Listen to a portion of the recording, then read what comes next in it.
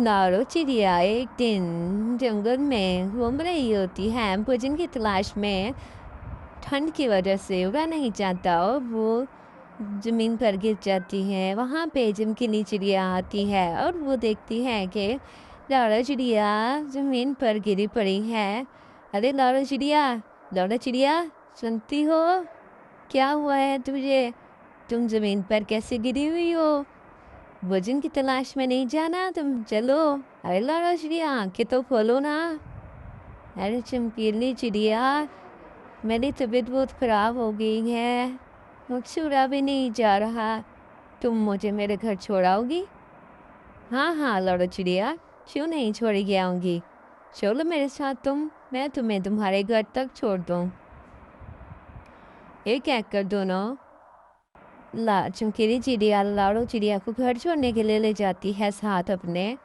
उसके घर छोड़ने के बाद वो उससे उसकी बहन गौरी को बताती है, अरे गौरी, ये तुम्हारी बहन रास्ते में बेहोश हो गई थी, ले जाओ इसको अपने साथ घर में भी लिटाओ। शायद ठंड ज़्यादा होने की वजह से उसको बुखार भी हो गया है। अरे मेरी बहन को क्या हो गया, मैं चेक करती हूँ, इसको बुखार है या तबीयत वैसे ख़राब हो गई है।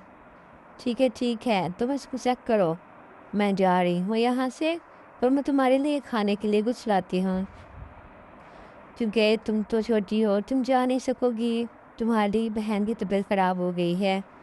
अरे तुमने इतना तकल्लुफ़ क्यों किया? अरे ये देखो, ये बिरयानी है और साथ में कुछ भोजन और थोड़ी बिरयानी लाई हूँ मैं, और ये गंदम के दाने हैं जो कभी तुम्हारे काम आ सकते हैं, और कुछ फ्रूट्स हैं। तुम इस लारो चिड़िया को खिलाओ और जूस वगैरह इसको पिलाओ, ताकि इसकी सेहत अच्छी हो और जल्दी से ये काम पर जाने के लिए तैयार हो जाए। ठीक है बहन, मैं इसकी बहुत देखभाल करूँगी और बहुत सी खाने दूँगी। जंगल के पंछी बारी बारी आते और कुछ फ्रूट्स और खाने के लिए कुछ साथ में लाते। और मिट्ठू भाई, तुमने इतना तकल्लुफ़ क्यों किया? अरे इसमें तकल्लुफ़ वाली क्या बात है? तुम लो, ये समोसे लो, इसको खिलाओ ताकि इसका मुँह का जायका ठीक हो जाए और फिर जल्दी से ठीक हो जाए, हमारे साथ भोजन की तलाश में चले। और ये फ्रूट्स इसको लाज़मी देना, और ये मैं इसके लिए तरबूज लेके आया हूँ ताकि ये अच्छे से खाए। हाँ हाँ मिट्ठू भाई, मैं इसको ठंडा करके खिलाऊँगी। अरे गौरी, मैं ठीक हो गई हूँ। हाँ वाह, ये तो अच्छी बात है लारा चिड़िया। अब हमें जंगल के सारे पंछियों को बता देना चाहिए कि तुम बिल्कुल ठीक हो गई हो, ताकि वो खाने के लिए राशन भी ना दे के जाएँ और तुम्हारे साथ गंदम की तलाश में भी जाएँ। अरे नहीं नहीं गौरी, तुम बिल्कुल भी इनको मत बताना कि मैं ठीक हो गई हूँ। मैं चाहती हूँ कि मगर मैं वेली बैठ के ये सारी चीज़ें खाऊं। कितने मज़े मज़े के फ्रूट्स कौन दे के जाएगा मुझे? उनकी ये सारी बातें मिट्ठू सुन लेता है और मिट्ठू जाके जंगल के पंछियों को बताता है कि मेरी चिड़िया बिल्कुल ठीक हो गई है। लारा चिड़िया बिल्कुल ठीक हो गई है, और गौरी उससे कह रही थी कि हम बता देते हैं, लेकिन वो कहती नहीं, इस तरह के मज़े मज़े के खाने मैं कैसे खाऊंगी फिर। इस वजह से उन्होंने हमें बताया ही नहीं।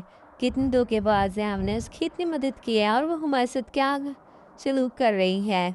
हाँ मिट्ठू, वैसे तुम ठीक कहते हो। अब हमें इसको सबक सिखाने के लिए कुछ ना कुछ तो करना ही पड़ेगा। हाँ हाँ, कुछ ना कुछ क्यों, बहुत कुछ करना पड़ेगा अब हमें।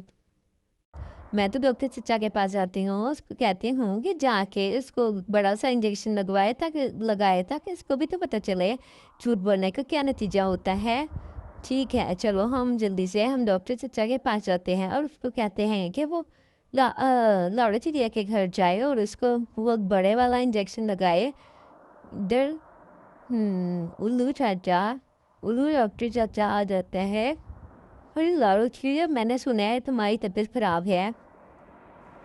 नहीं चाचा, अब मैं ठीक हूँ बिल्कुल। नहीं नहीं, बाकी सारे पंछी बता रहे थे कि तुम्हारी तबीयत बहुत ख़राब है, इस वजह से मैं तुम्हारे लिए इधर स्पेशल वाला इंजेक्शन लेके आया हूँ। नहीं नहीं चाचा, मैंने कहा ना मेरी तबीयत ठीक है, मैंने कोई इंजेक्शन नहीं लगाना। ये तो बहुत गलत बात है, तुम्हें इंजेक्शन लगवाना होगा। नहीं, मैं बिल्कुल ठीक हूँ, मैंने झूठ बोला था सबसे।